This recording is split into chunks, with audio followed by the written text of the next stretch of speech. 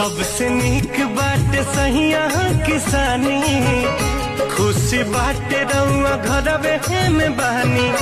मारो कमैला के जी बहरा में गईला के, मारो कमैला के अब बहरा में गईला के।